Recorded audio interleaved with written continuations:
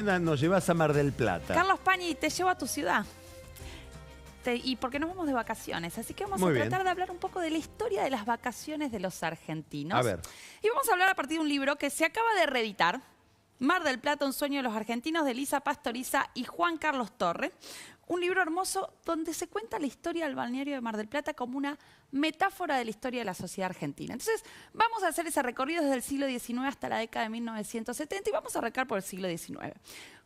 ¿Dónde veraneaban la clase alta, que eran los que se iban de vacaciones, en la segunda mitad del siglo XIX en Argentina? Bueno, en 1860 y 1870 el lugar de veraneo de las clases altas eran los alrededores de Buenos Aires. Belgrano, Flores, Tigre. Ahí las familias tenían San sus Isidro, quintas. Pues claro, por ejemplo... Adrogué. Exacto. Se iban a esas quintas, a esos lugares. Tardaban muchísimo en llegar porque llegar en carruaje a esas quintas era dificultoso, tardaban por ahí 12 horas, pero ese era el lugar de veraneo.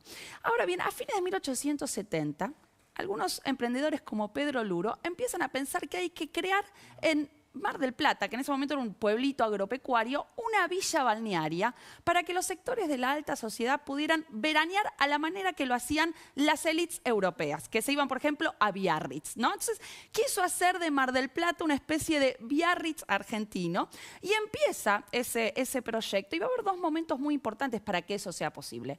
El primero, la llegada del ferrocarril, 1887. Si no había ferrocarril, no había forma de llegar a de que las clases altas se fueran a Mar del Plata. Y el segundo punto, 1888, la inauguración del Hotel Bristol, donde estas clases altas iban ahí lo tenemos, al Hotel Bristol, donde estas clases altas iban a dormir, vivir.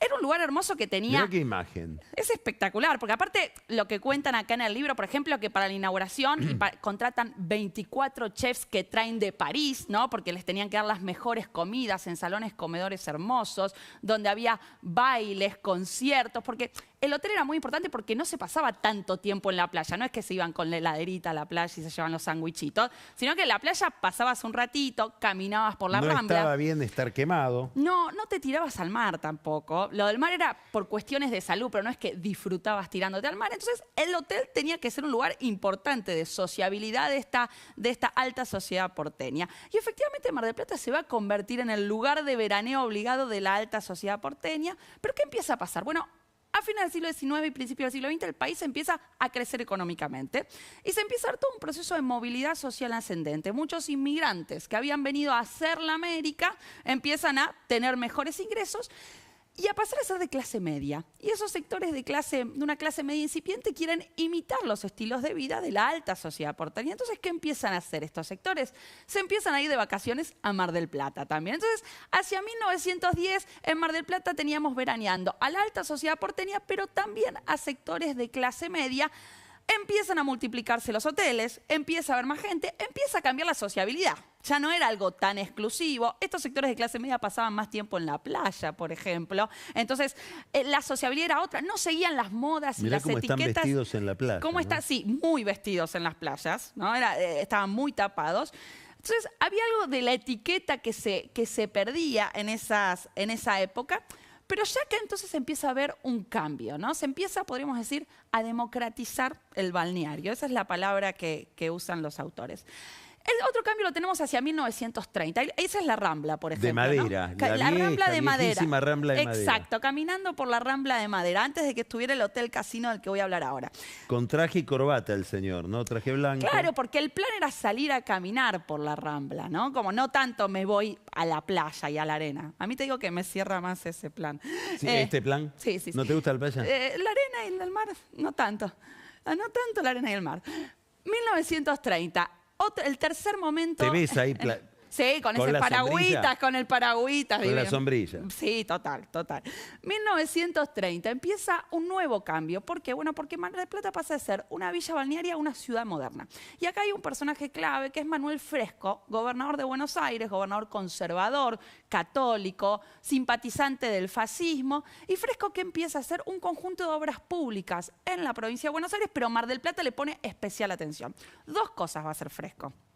va a hacer un parque balneario en Playa Grande, en las playas del sur, que de hecho es las playas a donde se habían trasladado los sectores de la élite cuando llegaron las clases medias. Bueno, los Huyeron sectores se hacia- fueron al sur. No se fueron de la ciudad, se fueron hacia el sur. Bien, entonces Fresco ahí hace un parque balneario y después hace algo que es... Hacia el barrio Playa Grande, Los Troncos. Exacto, esa zona del sur. Y después hace algo que es lo que hoy todos conocemos de Mar del Plata, que es el Hotel Provincial y el Casino hechos por Bustillo, ¿no? Bustillo. Esa imagen, ahí la tenemos, esa imagen tan clásica de Mar del Plata, eso es de la década de los 30, impulsado por Manuel Fresco. Entonces acá ya empezamos a Bustillo tener... muy inspirado. ¿Sabes en qué se inspira mucho Bustillo? A ver.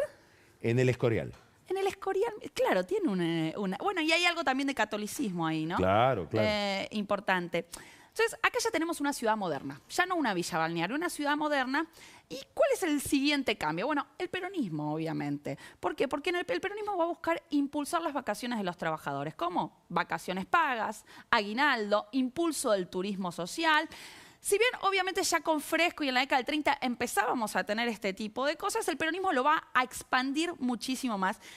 Y ya Mar del Plata va a dejar de ser solo un balneario para sectores altos y medios y empieza a incorporar poco a poco a los trabajadores. Y digo poco a poco porque acá hay algo que explican los autores que me parece espectacular, y es que en un primer momento había cierta reticencia de los trabajadores por irse de vacaciones a Mar del Plata, ¿no? El Estado y sobre todo la provincia de Buenos Aires les hacía programas de turismo social donde les pagaban los pasajes, el alojamiento, pero muchos trabajadores no querían irse. ¿Por qué? Bueno, porque lo que explican los autores es que los trabajadores no sabían cómo vacacionar, que tenían que llevar valijas, qué tipo de ropa, no tenían ¿Cómo se come en un hotel? Bueno, cuentan que, por ejemplo, había trabajadores que no querían entrar al comedor del hotel porque les daba vergüenza y entonces pasaban un día entero sin comer. Entonces, que había muchas dificultades para los trabajadores de entender en qué consistía eso del veraneo. Esto es muy interesante. A mí porque explica parte de la esencia del peronismo y del éxito del peronismo, que es que te daba un derecho al que ni siquiera habías aspirado. no lo habían pensado. De hecho, lo que explican es que empieza a haber campañas para explicar que, bueno, no tenés que llevarte ropa nueva para ir a veranear, ni ropa de moda. No tenés que gastar tanta plata para... O sea, hay toda una campaña para convencer de alguna manera a los trabajadores De disfrutar. de que está bueno irse de vacaciones, Claro. ¿bien? Entonces, ya hacia el final del peronismo, hacia 1955, Mar del Plata es un balneario de clases altas, clases medias y clases bajas, todo en una misma ciudad. Y por eso ellos dicen, esto es un microcosmos de la sociedad argentina. Y es espectacular esta idea, pero que empieza, y todos integrados en esa ciudad. Y digamos que el auge de eso es la década del 60. Todavía sigue, es decir, cae el peronismo y Mar del Plata sigue siendo, de hecho, los hoteles sindicales no aparecen con el peronismo. Empiezan a multiplicarse en Mar del Plata después, a fines de los 60 y en los Como 70. pasa con todo el sindicalismo. Que Exacto, se aprovechó que- mucho de la dictadura onganía. De Onganía, efectivamente. Ahora bien, ¿cuándo esto empieza a cambiar y cuándo empieza el ocaso de esa ciudad de todos, de la Mar del Plata de todos? Hacia la década del 70, en el mismo momento en el que también empieza la fragmentación social en Argentina, el aumento de la desigualdad. A partir de ese momento va a empezar a fragmentarse más también las vacaciones. Los jóvenes se van a empezar a ir a Villa Gesell y las clases altas van a empezar a buscar un veraneo más exclusivo. ¿Dónde? En Punta del Este. Y empiezan a cruzar el charco y a irse a Uruguay. Ahí Mar del Plata deja de ser ese balneario de todos los sectores sociales de Inclusivo. Argentina, inclusivo que tuvimos hasta ese momento.